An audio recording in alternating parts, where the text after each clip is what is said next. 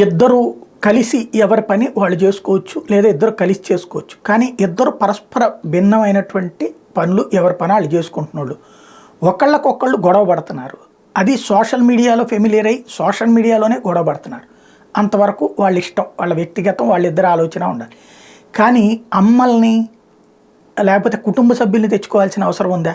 ఏదైతే నా అన్వేషణ అని ఏదో ఒక అతను చేస్తూ ఉంటాడు, ఏదో విదేశాలకు వెళ్తూ ఉంటాడు, అక్కడ ఉన్నటువంటి కల్చర్స్ చక్కగా తెలుగులో ఎక్స్ప్లెయిన్ చేస్తూ ఉంటాడు.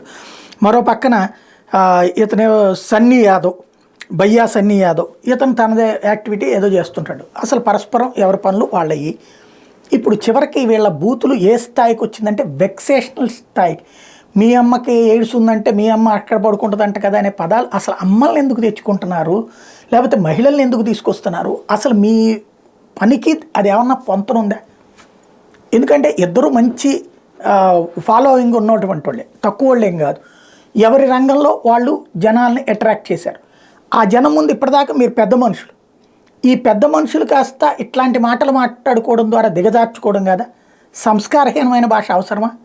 రెండవది, కుటుంబ సభ్యుల్ని, ఆడవాళ్ళని, తల్లులని, ఒకళ్ళ తల్లిని ఇంకొకళ్ళ తిట్టడం ద్వారా ఏమన్నా ప్రయోజనం ఉందా?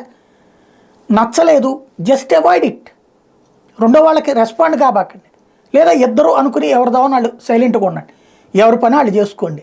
లేదా ఇలాగే తిట్టుకుంటామంటే కనీసం ఆడవాళ్ళ జోలికి వెళ్ళకుండా మీ ఇద్దరు వ్యక్తిగతంగా తిట్టుకుంటే తిట్టుకోండి. కానీ ఇది సంస్కారహీనంగా అనిపిస్తోంది.